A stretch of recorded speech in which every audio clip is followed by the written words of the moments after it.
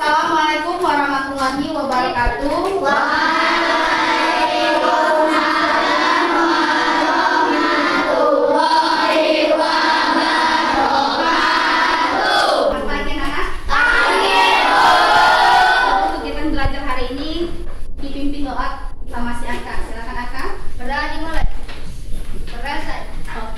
Hari ini siapa yang datang temannya?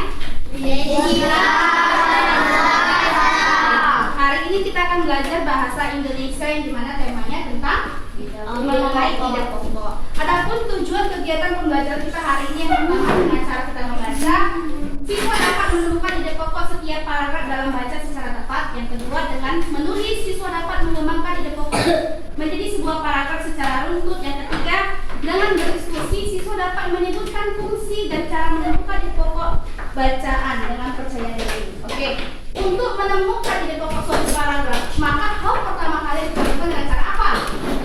Membaca. Dengan cara membaca inilah agar kita bisa mengetahui ide pokok dan suatu paragraf. Coba sebelum itu siapa yang bisa menyebutkan pengertian dari sebuah ide pokok? Ya, Kak. Ide pokok adalah alasan utama dalam suatu paragraf yang menjadi inti permasalahan. Oke, kemudian teknik membaca siapa yang bisa? Saya, Bu. Ya.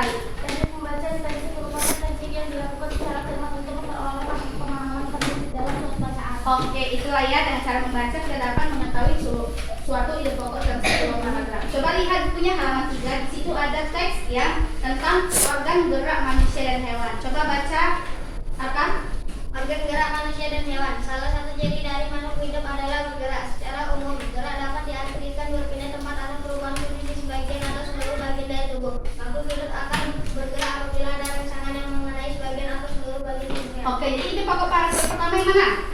Saya, Bu. Ya. Salah satu ciri dari makhluk hidup adalah bergerak. Yang kedua? Saya, Bu. Ya. Gerak pada manusia dan hewan menggunakan organ gerak yang tersusun dalam sistem gerak. Yang ketiga? Saya, Bu. Ya. Organ gerak pada hewan dan manusia memiliki kesamaan. Paragraf keempat? Saya, Bu. Ya.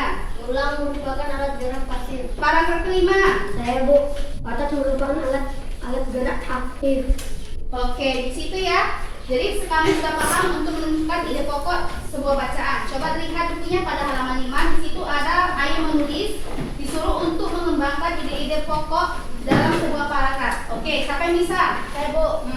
Organ gerak terdiri atas dua macam, yaitu alat gerak pasif dan alat gerak aktif. Alat gerak pasif berupa tulang, alat gerak aktif berupa otot.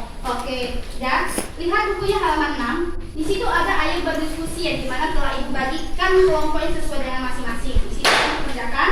Oke, dari sini siapa yang bisa mempresentasikan hasil diskusinya? Saya, Bu. Oke. Pengertian ide pokok bacaan. Ini gagasan yang menjadi dasar atau pokok pengembangan sebuah paragraf. Nah, dari hasil diskusi ini siapa yang bisa menyimpulkan kegiatan hari ini? Saya, Bu. Dari hasil diskusi bisa disimpulkan bahwa ide pokok adalah gagasan utama dalam sebuah paragraf, di mana ide pokok mempunyai fungsi untuk menjelaskan inti suatu paragraf. Oke, dan sampai sini materi kita. Coba siapa yang bisa memahami menyimpulkan materi hari ini? Saya, Bu. Ya. Materi yang saya dapatkan pada pembelajaran bahasa Indonesia ini dengan menggunakan teknik membaca kita dapat mengetahui ide pokok. Paragraf di mana ide pokok merupakan gagasan utama dalam sebuah paragraf yang menjadi inti permasalahan. Oke, jadi dapat disimpulkan bahwasanya kegiatan hari ini dengan cara menerapkan membaca intensif, peserta didik akan mengembangkan keterampilan seperti membaca dengan mengidentifikasi ide pokok, di mana dapat memahami ide pokok lebih mudah mengerti dan dipahami dari informasi yang akan disampaikan.